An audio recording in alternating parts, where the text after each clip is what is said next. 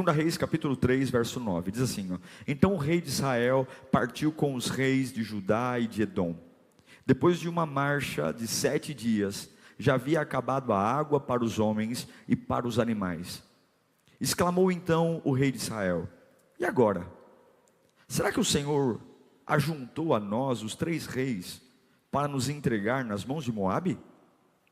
Mas Josafá perguntou: será que não há aqui profeta do Senhor, para que possamos consultar o Senhor por meio dele? Um conselheiro do rei de Israel respondeu: Eliseu, filho de Safate, está aqui. Ele era auxiliar de Elias. E Josafá prosseguiu: a palavra do Senhor está com ele. Então o rei de Israel, Josafá e o rei de Edom foram falar com ele. Eliseu disse ao rei de Israel: nada tenho a ver com você. Vá consultar os profetas do seu pai e de sua mãe. Mas o rei de Israel insistiu: não, pois foi o Senhor que ajuntou a nós esses 3 reis para entregar-nos nas mãos de Moabe. Então Eliseu disse: juro pelo nome do Senhor dos exércitos, a quem sirvo, que se não fosse por respeito a Josafá, rei de Judá, eu não olharia para você e nem mesmo lhe daria atenção. Veja o nível do estresse que está o Eliseu, né? Está bravo. Mas agora tragam-me um arpista, tragam-me um tangedor. Enquanto o arpista, o tangedor, estava tocando, o poder de Deus, o poder do Senhor, veio sobre Eliseu. E ele disse: assim diz o Senhor, cavem muitas cisternas ou muitas covas nesse vale, pois assim diz o Senhor, vocês não verão vento nenhum, vocês não verão chuva, contudo este vale ficará cheio de água. Vamos ler só a segunda linha ali, ó. Vocês não verão vento nem chuva. De onde vem a água? Do vento e da chuva. Vocês não verão vento nem chuva, contudo esse vale ficará cheio de água, e vocês e seus rebanhos e seus outros animais beberão. Amém? Feche os seus olhos. Deus, nós precisamos da tua voz. Ajuda-nos a ouvir, Pai. Ajuda-nos. Nós não estamos de férias nessa terra, não estamos de lazer. O meu futuro, a minha eternidade está sendo definida pelo que eu faço aqui. O lugar para onde eu vou morar eternamente está sendo definido pelo que eu escolho aqui.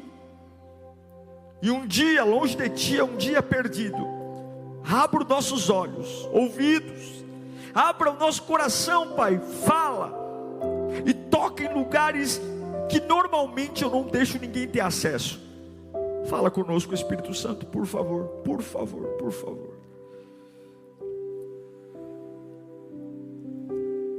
O rei moabita está devendo imposto. O rei Meça, ele deve imposto ao rei de Israel, Jorão.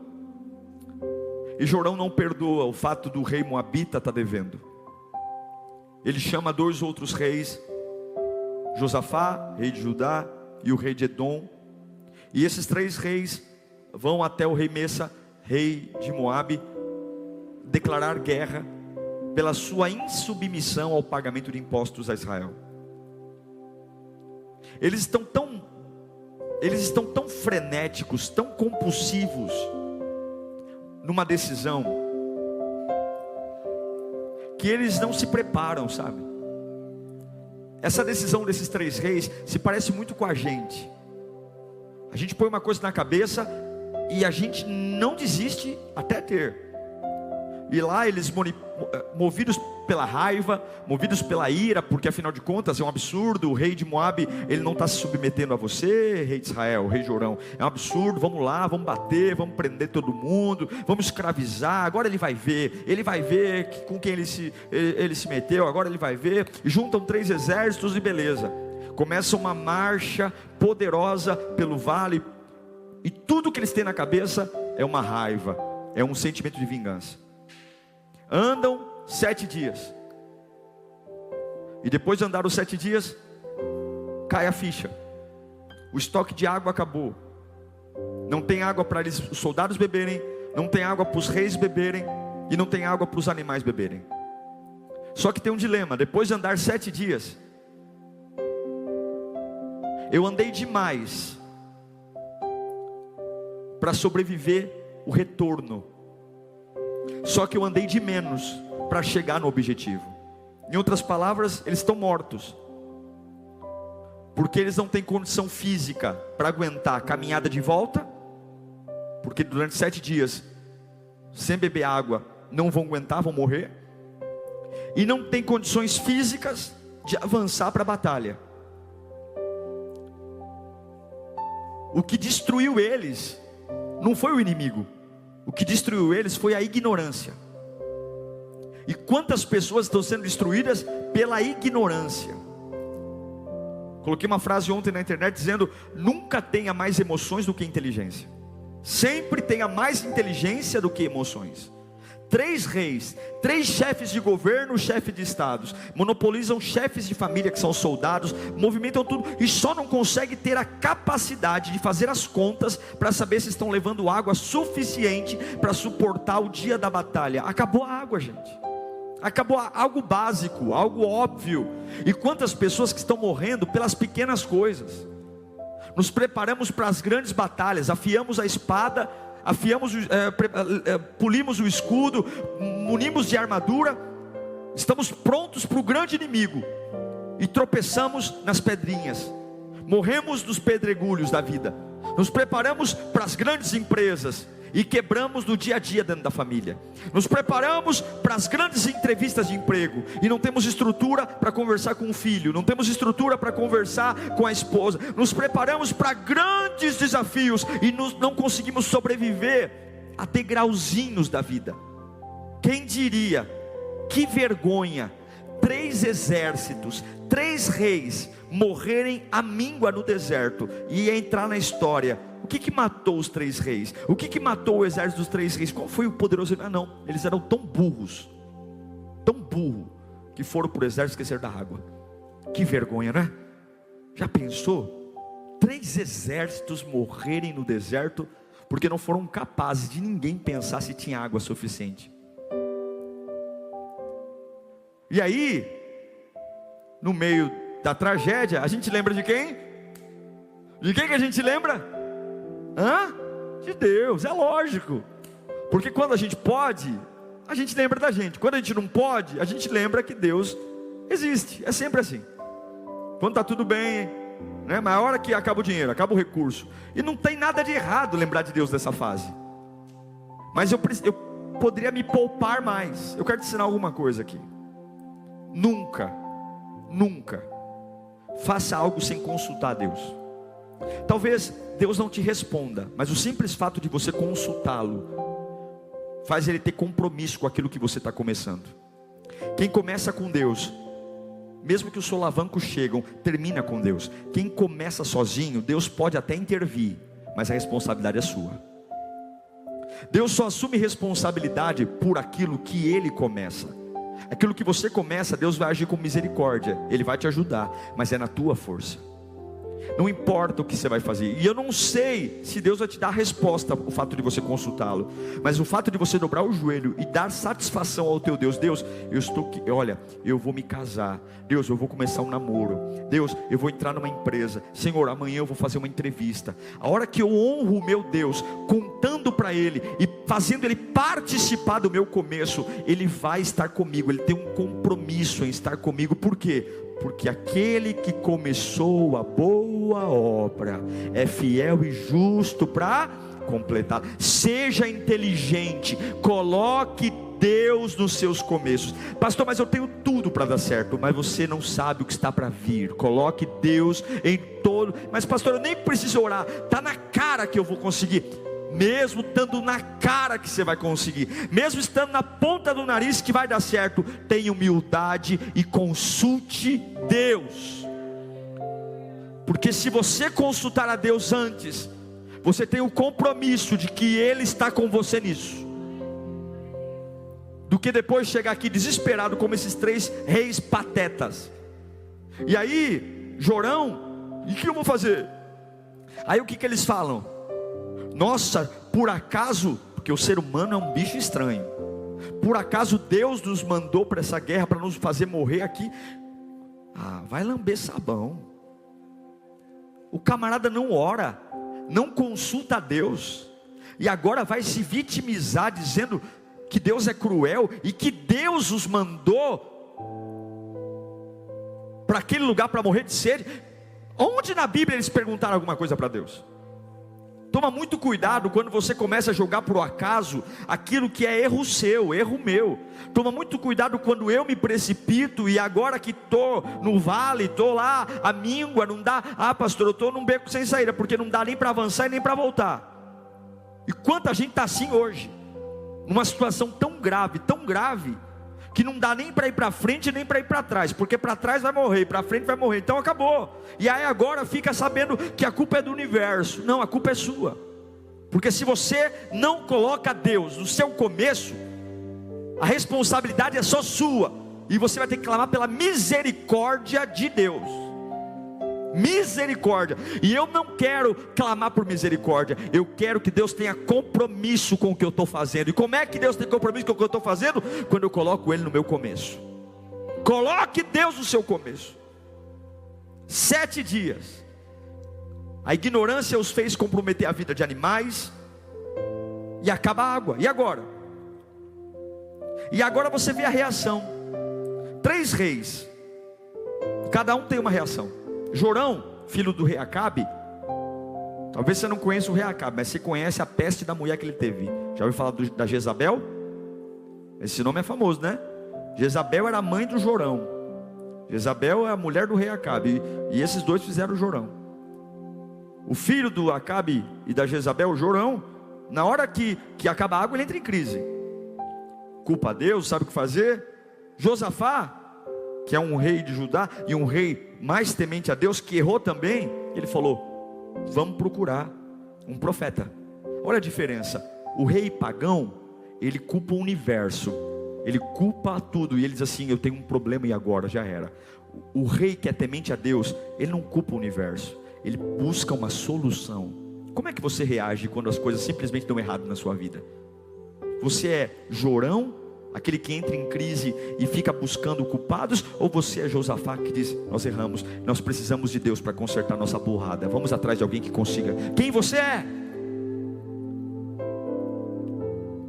Eu quero te perguntar, o que determina as suas emoções, ou quem determina as suas emoções quando simplesmente acaba a água? Não dá para fazer. Consulta a Deus. E aí Josafá pergunta: não tem nenhum profeta aqui? Alguém fala: o Eliseu está aqui. Olha como Deus é maravilhoso.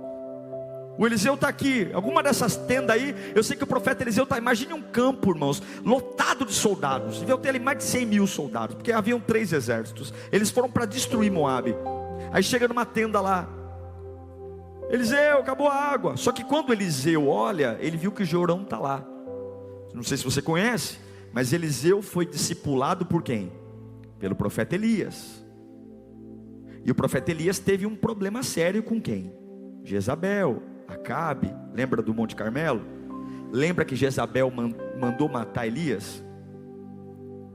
E agora está ali o Eliseu, que é discípulo do Elias, diante do filho dos maiores inimigos do seu mentor.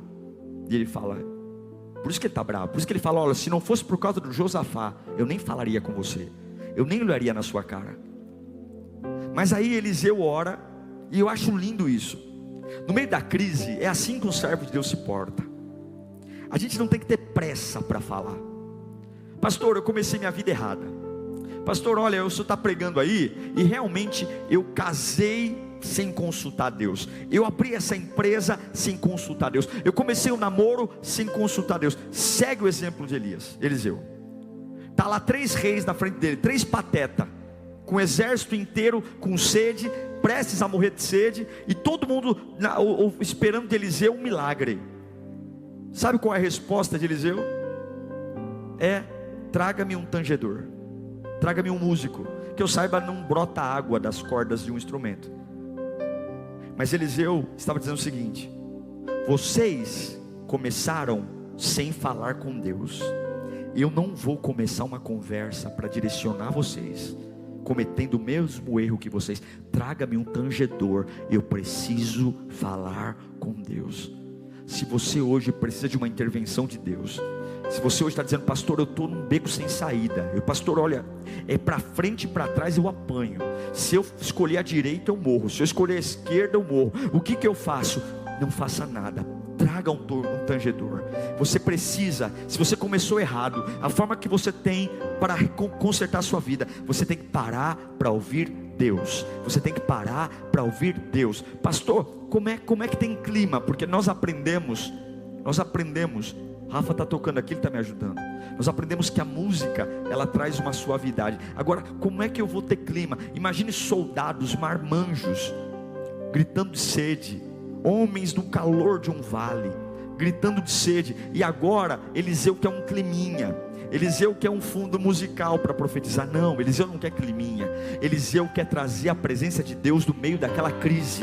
Você tem que ter maturidade para trazer a presença de Deus no meio dos desequilíbrios. Você tem que ter maturidade para trazer a presença de Deus. É preciso. Por que Eliseu quer que o arpista toque? Porque eu tenho que silenciar a minha alma para ouvir o Criador. Por que eu quero que o arpista toque? Porque eu quero silenciar os meus lamentos para ouvir a voz do Criador. Deus não fala no meio da histeria, Deus não fala no meio do desequilíbrio. Então toca, vamos adorar Deus, vamos cantar, porque é só assim que eu vou ouvir Deus. Não tem como você sair gritando, não tem como você, Deus não é padaria, não é açougue, você vai no balcão e pede 1 quilo de carne ou 5 pãezinhos. Deus não fala com quem não tem intimidade. Você quer ouvir a Deus? Tenha maturidade para reconhecer que eu comecei algo sem falar com Ele, eu comecei algo orgulhoso, não perguntei, não consultei, e agora quebrei a cara, e eu preciso dele, e eu não vou tratar ele como um cachorro, porque ele não é um cachorro, não vou tratar ele como um qualquer, porque ele não é um qualquer. Eu vou ter maturidade para silenciar minha alma, calar minhas emoções, e eu vou adorá-lo, se eu vou morrer de sede ou não, mas eu preciso adorá-lo. Se você quer ouvir a Deus, mude o ambiente, mude o ambiente. E quando sobe o louvor, Deus fala com Eliseu. Quando o arpista começa a tocar, a Bíblia diz que o Espírito de Deus se apodera do profeta Eliseu. É impossível adorar a Deus e o Espírito não vir. É impossível, irmão. Faça esse desafio. Pegue os dias mais terríveis que você tem passado, pegue os dias mais difíceis, pegue e se isole, sabe, isole. Você não tem noção da fé que nasce num quarto escuro, você não tem noção do poder que desce quando você ajoelha no pé da tua cama sozinho, você não tem noção do poder que há quando você olha para Cristo e diz: Senhor, o Senhor agora é o meu primeiro, o Senhor agora é o meu primeiro. Não tem profetisa A, não tem intercessora B, não tem, eles podem me ajudar, mas a fonte é a tua presença. Não tem pai espiritual, não tem ícone, não tem muleta de ajuda, é o Senhor, é eu, o Senhor e eu. Está aqui, meu Deus. E aí o que você quer ouvir? Deus tocou lá no Eliseu, e aí Eliseu diz: é assim diz o Senhor. O que você quer ouvir quando você está com sede? O que você quer ouvir quando você está com fome? O que você quer ouvir quando o teu filho está nas drogas? O que você quer ouvir quando o teu casamento está a ponto de estourar? O que você quer ouvir quando o teu ministério não avança? O que você quer ouvir quando o desemprego está perpetuando e você fala: meu Deus do céu, tudo que eu peguei do fundo de garantia, tudo que eu peguei da multa rescisória acabou e eu não tenho. O que você quer ouvir? Você quer ouvir a tua necessidade pede, a tua urgência pede. Mas você não pode esquecer que Deus sabe o teu limite. Você não pode esquecer que Deus sabe até onde você aguenta ficar sem beber água. Ele sabe, Ele fez você. Ele sabe como o teu corpo funciona. Ele sabe quantos minutos de vida você ainda tem. Ele sabe quantas horas de vida você ainda tem. E aí Eliseu levanta as mãos e fala: olha, amanhã por essas horas, Deus manda dizer, não vai ter chuva e não vai ter vento, mas eu quero que vocês abram covas aqui. Abram covas. Imagine homens que estão no calor de um vale, sem beber água, desidratados, agora cavando buracos, gastando ainda mais energia, derramando ainda mais suor. Dá a impressão que essas covas talvez seriam para nos sepultar, não é? porque eu já estou desidratado. Uma pessoa desidratada que não tem água, ela tem que descansar, ela tem que poupar energia, ela tem que poupar o líquido do corpo. Como é que eu vou fazer esforço físico se eu vou gastar o resto de líquido que o meu corpo tem? Dá a impressão que Deus está até brincando com eles. Deus poderia mandar uma chuva, Deus poderia mandar um exército de anjos trazendo Coca-Cola para eles, se quisesse. Deus poderia fazer qualquer coisa, mas Deus queria ensinar a nunca mais eles saírem da sua casa sem dizer: Senhor, estou saindo, vem comigo, Pai. Deus coloca um exército inteiro para ajoelhar. Não sei se cavaram com as mãos, não sei se cavaram com o escudo, não sei se não tinham enxadas. Com certeza as armas de guerra foram usadas para abrir buraco. E Deus diz: amanhã por essas horas não vai ter chuva e não vai ter vento, mas vai ter água suficiente para você beber, para os animais beberem e para os outros animais beberem. A pergunta que eu faço é: você é capaz de estar morrendo de sede e Deus te pedir algo que aumenta a sua sede? E enquanto a sede aumenta, não tem nenhum sinal que Ele vai cumprir o que prometeu. O único sinal que tem é que Ele prometeu: amanhã tem água. Porque é fácil abrir uma cova quando eu vejo algumas nuvens escurecer no céu. É fácil abrir uma cova quando eu vejo barulho de trovão, ou quando eu vejo aquela brisa vindo do mar e você fala: vai chover. Mas quando o sol está no mesmo lugar, as gotas de suor continuam caindo e não existe nenhuma previsão de água, e eu ainda estou acelerando a minha morte, cavando buracos, e a única coisa que eu tenho é: o profeta disse que amanhã tem água. Pode parecer pouco para alguém, alguns não conseguem suportar isso. Alguns dizem: não, eu preciso correr atrás de uma outra igreja. Não é possível, eu estou arriscando tudo. Porque se eu abrir covas, eu estou antecipando a minha morte. Eu preciso mudar de igreja, eu quero uma revelação. Não é possível. Eu vou ligar naquela rádio para o pastor tirar uma palavra para mim. Eu vou na Mundial, eu vou na Universal, eu vou na Líria, eu vou na Assembleia, eu vou naquele carteiro que o pastor Diego falou lá em Itaquera, porque eu até acredito, mas tem que ter um sinal. Seria muito bom. Algumas vezes Deus manda uma nuvem, algumas vezes Deus manda uma brisa, algumas vezes Deus manda um vento, mas tem vezes que Ele não vai mandar nada. E a única coisa que você vai ter para continuar vivo com sede é que Ele disse que amanhã tem água, e que você vai sobreviver até a água chegar. Você vai sobreviver. Mas eu não estou vendo o sinal. Cave covas. Cave covas. Cave covas. Essa é a minha instrução. Eu estou te ensinando. Nessa areia quente, nesse sol a pino, não tem água em lugar algum. Cave covas. E quando alguém olhar para você e falar: você é louco, eu me recuso a abrir covas. Se Deus existisse, estaremos vivendo aqui. Se Deus existisse, tua vida não ia estar essa desgraça. Mas você é uma pessoa humilde, vai dizer: Deus não tem culpa nenhuma, eu estou aqui porque eu não consultei a Deus, eu não falei com Ele, eu estou aqui porque eu fui orgulhoso, eu comecei sem consultá-lo e agora eu ouvi. E você está acelerando? Não, eu não estou acelerando minha morte, porque o que eu não tinha antes eu tenho agora. O que você tem agora? Eu tenho uma palavra, Ele está comigo e eu vou abrir cova. Eu não tinha uma palavra, eu vou abrir cova. Alguns vão dizer: ah, entendi, essas covas então é para te enterrar. Vão dizer: meu querido, Deus não trabalha com fórmulas prontas, Ele faz o que quer e como quer.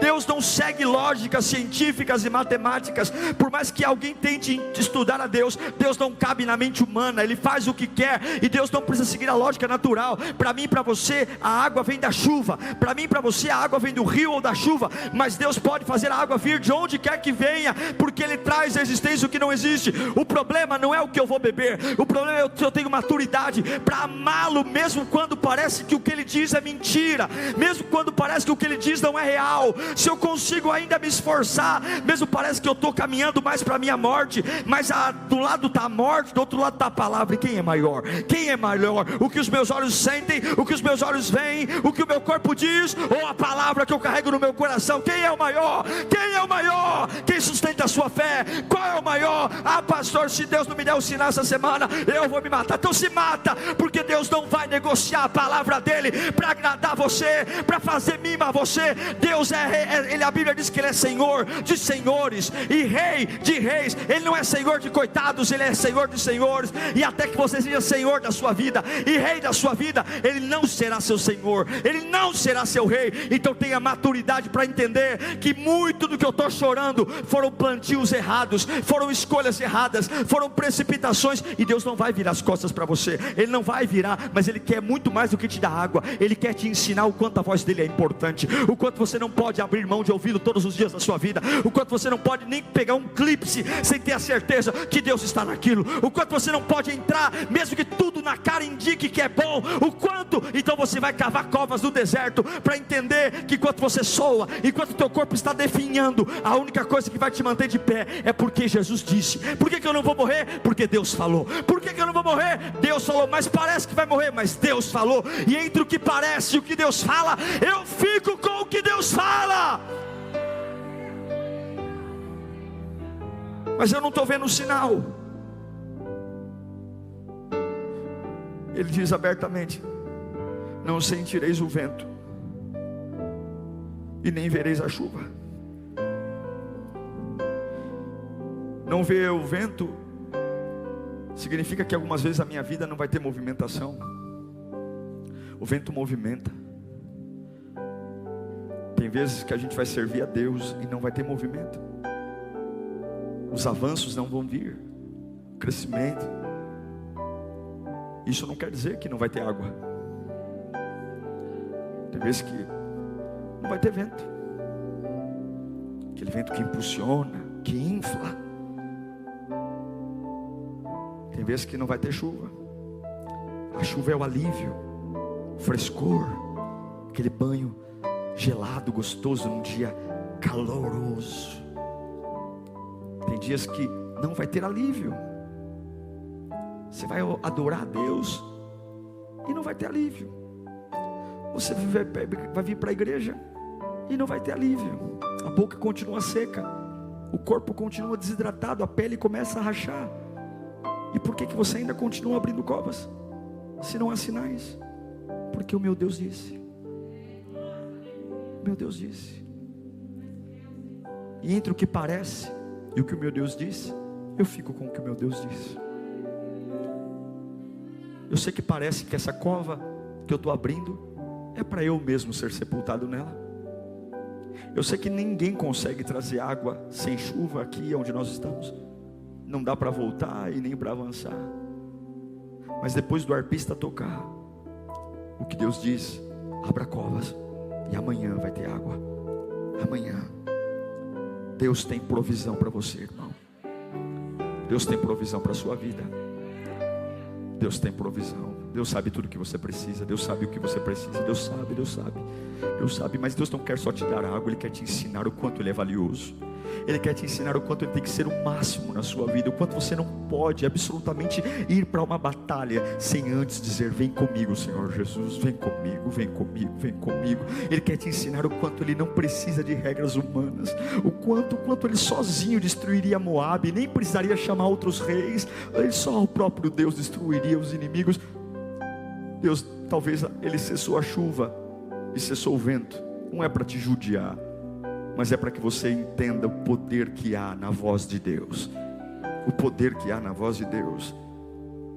E de repente, sem som, de repente sem vento, sem trovão, sem relâmpago, quando Deus prometeu que a água vinha, eles olharam para o vale. Aleluia. E a água começou a descer pelo vale e encher todas as covas. Não me pergunte como a água veio. Não me pergunte, eu não sei. Não me pergunte, eu só sei que a água desceu pelo vale. E todas as covas foram abertas. Mas sabe o que eu acho lindo, irmãos? É que Deus, Ele sempre nos dá mais do que a gente espera. Deus nunca faz só o que você pede, Ele faz sempre além. Os pensamentos de Deus são maiores do que os nossos, os caminhos de Deus são mais elevados do que os nossos. Eu orei porque eu queria o quê? Água. E agora a água está lá. Eu estou satisfeito e volto para casa satisfeito. Mas por que mesmo que eles saíram de casa? Por que mesmo que eles saíram de casa? Por que mesmo? Por quê? Por quê? Coloca para mim o versículo 20 de 2 Reis 3. No dia seguinte, na hora do sacrifício da manhã, a água veio descendo da direção de Edom e alagou a região. Quando os moabitas, os inimigos que eles foram lutar, é por isso que eles saíram de casa. Já esqueceram dos moabitas porque a sede tomou conta, mas Deus não esqueceu. Quando os moabitas ficaram sabendo que os reis tinham vindo para atacá-los, todos os que eram capazes de empunhar armas, do mais jovem ao mais velho, foram convocados e posicionaram-se na fronteira. Os inimigos vindo em direção aos 3 reis. Ao se levantarem na manhã seguinte, o sol refletia na água. E para os moabitas, que estavam de frente do vale, a água vermelha era como sangue, o reflexo do sol nas covas. Então gritaram: é sangue! Os reis lutaram entre si e se mataram. Agora ao saque, Moabe. Quando porém os moabitas chegaram ao acampamento de Israel, os israelitas os atacaram e os puseram em fuga. Entraram no território de Moabe e os arrasaram. Quando os moabitas viram as covas cheias de água, eles falaram: eles se mataram entre si. Então eles largaram as espadas, deixaram os escudos e foram para o acampamento como se eles já tivessem vencido. E aí Israel teve o prato cheio. O inimigo no seu acampamento, sem arma. Eles destruíram os moabitas. Não só destruíram, como foram até Moabe e tomaram conta do território. Porque o teu Deus, ainda que eu não mereça e você não mereça, Ele vai suprir toda a nossa necessidade, sim. Mas Ele vai dar muito além do que os teus olhos viram, teus ouvidos ouviram e que a mente humana planejou. Porque Ele ama você. Ele ama você. É por isso que as misericórdias do Senhor é a causa de nós não sermos consumidos. É por isso que, se não for o Senhor que esteve ao nosso lado, ora diga a Israel, se não fosse o Senhor, quem seríamos nós? Quem seríamos? Quem seríamos? Então você está aqui hoje dizendo: pastor, mas não tem sinal. Se não tem sinal, tenha como aprendizado. Se Deus não está trazendo o refresco da chuva, se Deus não está trazendo o movimento do vento, continue apenas crendo: eu estou com você agora. Você tem me adorado no meio da crise, você tem me adorado no meio do vale, você tem me adorado quando nada faz sentido. Então a minha ordem para você é: abra covas. Contraria a lógica, mas pastor, vai lá, o que talvez é abrir essa cova? Talvez abrir essa cova é se tornar uma pessoa diferente do que o momento pede. Talvez o momento pede um descanso e eu vou trabalhar. Talvez o momento pede um lazer e eu vou servir. Talvez o momento pede um tempo de cama e eu vou trabalhar, eu vou me esforçar. Talvez o tempo pede eu ofertar ao Senhor. O que é? Contraria. Eu estou com sede, não tem água. Como assim abrir cova nesse sol a pino?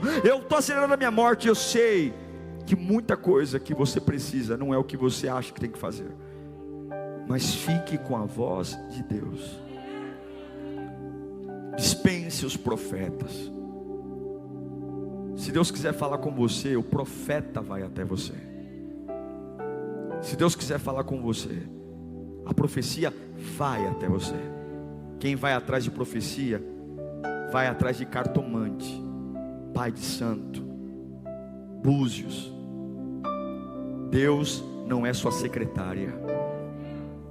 Deus não dá plantão quando você quer. Deus é digno de todo poder, honra e glória. E Ele não repete o que diz. Se você não consegue crer, o problema é seu. Mas Ele não precisa dizer todos os dias: eu estou com você. Não, Ele já disse. E tem que bastar. Eu te amo, tem que bastar. Deus não precisa provar a fidelidade dele todo dia. Você tem que acreditar na fidelidade dele. Deus não precisa provar o amor dele. Você tem que acreditar no amor dele. E eu sei que muitos aqui estão cansados porque não tem sinal. E talvez essa frase aqui seja a sua vida. mas eu não estou vendo sinal. Quer ter sinal? Vai no centro. Eles trazem a pessoa amada em 10 dias. Eu estive na África. Eu vi pessoas fazendo voodoo para outros. E eu fui orar para a gente. Eu não postei isso na internet por uma questão de não necessidade. Mas eu fui orar em casa de mulheres tendo dores, como facas entrando no corpo. E do outro lado tinha uma pessoa espetando num voodoo. Um país feiticeiro. Faz o culto lá, metade cai endemoniado. E não é demônio igual aqui não. Demônio que você tem que orar e jejuar, porque o bicho está ali há anos. Crianças.